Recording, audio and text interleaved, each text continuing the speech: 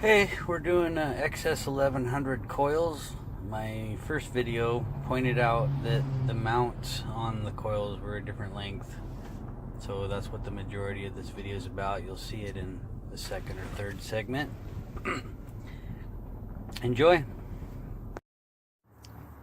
I forgot to mention, it came with lots of wire. The plug wire is super long.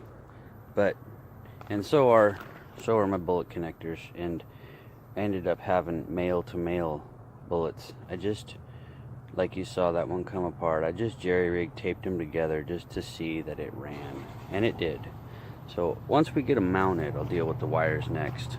We'll shorten up plug wires, probably shorten up those as well. I could wind them up and tape them out of the way, but if I got to put new connectors on them anyway, let's just shorten them up. One thing I just noticed before I made my brackets, it's got a little rubber mount. It's hard in there. You're not going to pull those out without ruining them. And the new ones didn't.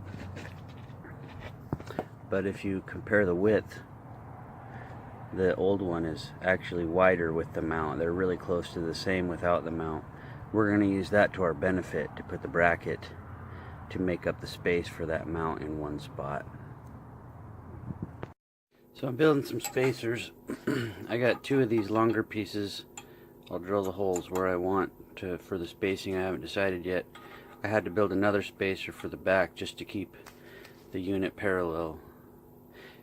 Do all the work you can with your piece of stock. I got this, I don't know, looks like 3/16 by, I don't know, 3/4 inch or so, stainless. Drill a hole, you know, grind off all the burrs from the cut that you want before you end up cutting it all the way off there, because that little piece is going to be hard to hold on to. So we've got the two small spacers in behind this coil and on the other side, and that mounted up nicely.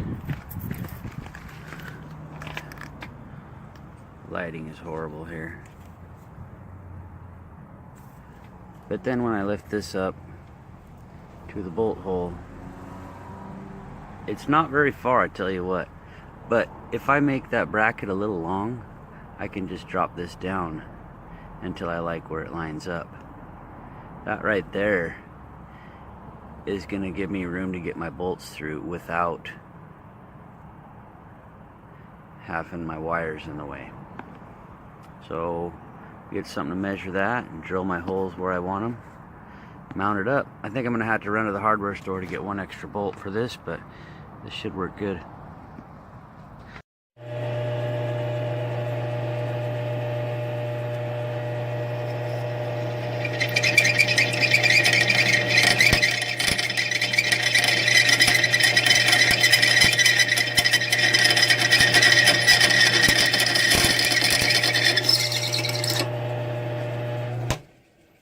Alright, we got both of those drilled out. So I did cut them a little longer than I want, which is going to cost me a little extra fidgeting around with these small pieces.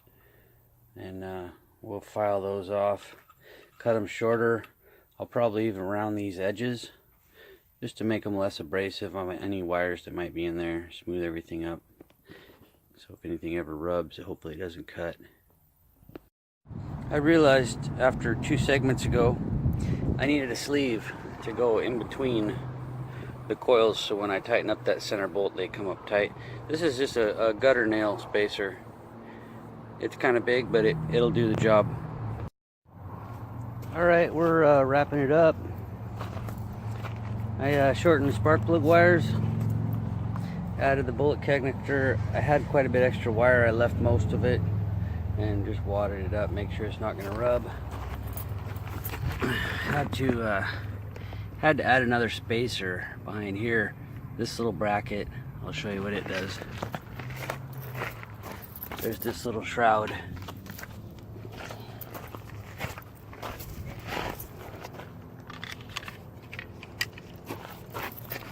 Kind of a beauty piece. Whoops, I got it backwards. There we go. And yeah, we're gonna get that to line up. I'm gonna have to tweak it a little bit, but yeah, overlooked that. So I had to build another spacer out of that gutter thing. Anyways, we'll bolt it up and fire it up. Put the tank back on and whatnot. Well, she's all finished up, put back together. I like the routing.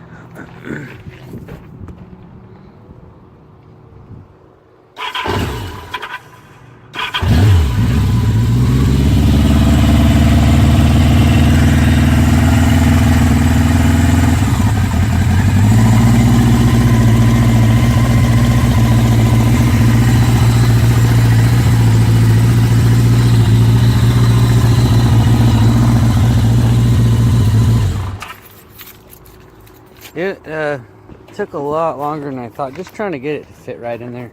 Hindsight, zip ties, you know, like what was all that worth? I did have an issue the first time. If you saw my video on how to install these plug caps on the wire actually came out of one of the coils, and I had to kind of twist it back in there. So if I have any spark issues, I'll work on that a little more. Maybe even add some adhesive to hold the wires in place, or some caulking or something. So anyway,